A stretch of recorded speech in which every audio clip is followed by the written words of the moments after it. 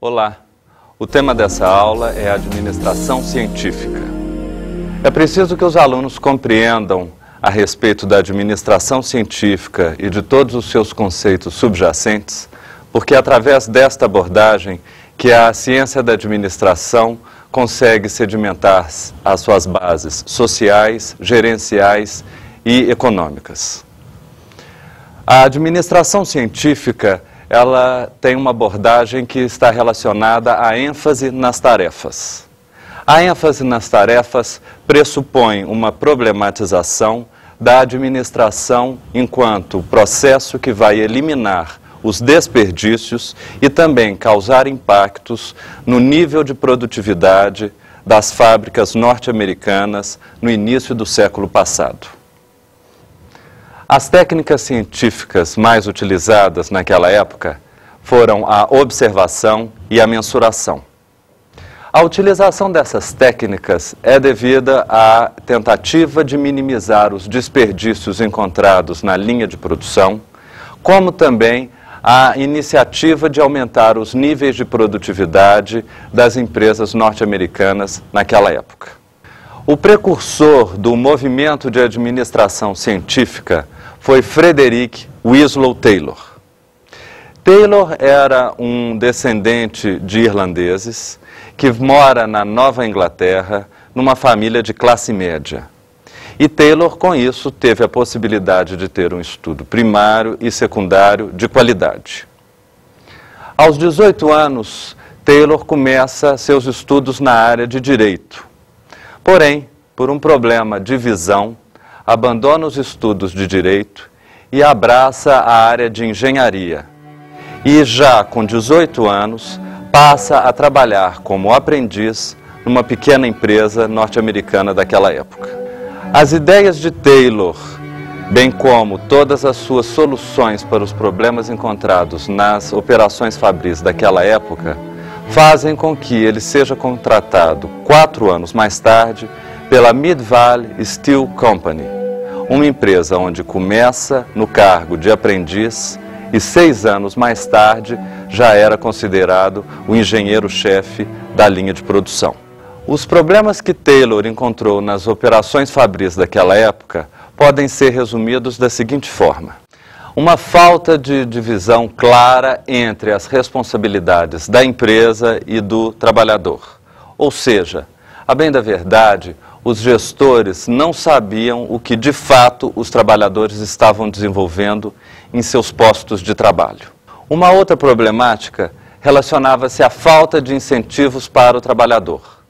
Em linhas gerais, os trabalhadores acreditavam que o maior esforço nas suas tarefas só causavam privilégios e vantagens para os patrões e não se sentiam incentivados a produzir mais. Também havia um grande número de trabalhadores que não cumpriam suas responsabilidades da forma devida. Ou seja, eles não sabiam ao certo quais seriam as suas atividades dentro da empresa. Toda essa problemática é sublinhada com uma tomada de decisão baseada eminentemente na intuição e no palpite. Ou seja, o que nós chamamos hoje de achismo. Achava-se que produzia desse jeito, achava-se que deveria produzir de outra forma, e não havia, de fato, uma padronização das atividades a serem desenvolvidas. Soma-se a esta situação falta de integração entre os departamentos de uma empresa. A bem da verdade, não haviam muitos departamentos nas firmas norte-americanas naquela época. Contudo, todas as tarefas deveriam ser bem realizadas para que, de fato, pudesse ter uma produção correta para o mercado adquiri-la. Soma-se a esta problemática a falta de aptidão dos trabalhadores para a realização de determinadas tarefas. Em síntese, não havia uma seleção correta do trabalhador para realizar a sua atividade. Qualquer trabalhador era escolhido para fazer qualquer atividade. E sabemos hoje que isso não pode acontecer. Além desses fatos, temos a falta de percepção dos gestores sobre a relação de desempenho e de recompensa. Ou seja, qual é a produtividade do trabalhador e quanto ele merece receber para esta produtividade. Ninguém sabia ao certo como isso funcionava, pois não havia um mercado salarial e um mercado de trabalho que pudesse apontar uma relação consistente entre trabalho e salário. Além disso, haviam vários conflitos entre os próprios trabalhadores e os capatazes, ou seja, aqueles que vigiavam a produção. A bem da verdade, esses capatazes sabiam que deveriam planejar e controlar a produção, mas não sabiam qual era o ponto ótimo que de fato isso poderia acontecer. A preocupação de Taylor foi tanta que de fato ele consegue, através da observação do processo de trabalho e da medida do tempo deste processo de trabalho, prover à gestão da empresa de determinados métodos que consigam reverter esta situação para trazer e assegurar a máxima prosperidade para o empregador, junto com a máxima prosperidade para os trabalhadores. Em linhas gerais, o que Taylor estava propondo era a eliminação dos movimentos desnecessários e cronometrar todo o tempo de produção, fazendo com que o tempo morto de produção não existisse mais. A preocupação maior da administração científica, ou mesmo do movimento taylorista, era de produzir mais num tempo menor de produção. E para que isso pudesse ser alcançado, os princípios que Taylor elaborou são fundamentais para a compreensão de toda esta situação, bem como de várias outras que até atualmente acontecem nas empresas.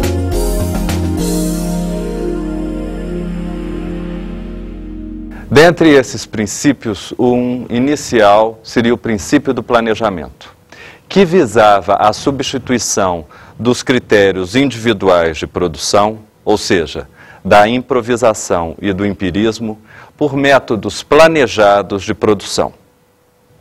Para que isso pudesse acontecer, era preciso estudar todas as tarefas, todas as atividades que eram desenvolvidas pelos trabalhadores.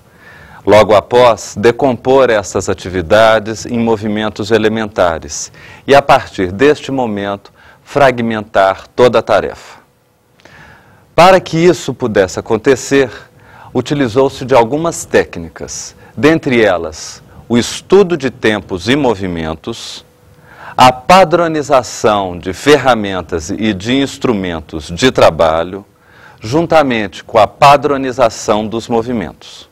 Dito dessa forma, era conveniente criar uma área de planejamento da produção, área essa onde, de fato, todos os trabalhadores eram instruídos a fazer as suas tarefas e, de fato, padronizavam-se essas tarefas para que todo e qualquer trabalhador que chegasse na empresa soubesse como faria. A utilização de cartões de instruções devidamente preenchidos mostram que, de fato, um planejamento da produção era possível em qualquer área da empresa. Esses cartões de instruções facilitavam o controle por parte dos capatazes de todo o processo produtivo, pois agora sabia-se qual era a atividade, qual era a ação que deveria ser desenvolvida e qual era a produção esperada de cada um dos trabalhadores. Além dessas técnicas, uma outra também passa a ser utilizada frequentemente, que era o sistema de pagamento de acordo com o desempenho.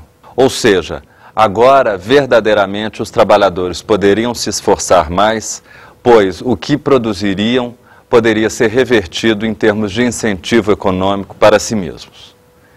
Finalmente, temos também como técnica científica para o princípio do planejamento o cálculo dos custos de produção, não somente os custos diretos, como também os custos indiretos, facilitando, portanto, o acesso a uma produção mínima, a uma produção máxima e ao ponto de equilíbrio desta produção.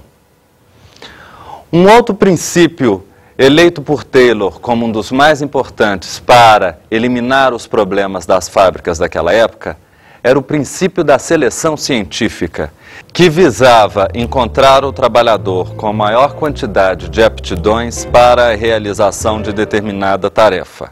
Ou seja, o corpo do trabalhador precisava estar adequado à atividade que ele iria realizar.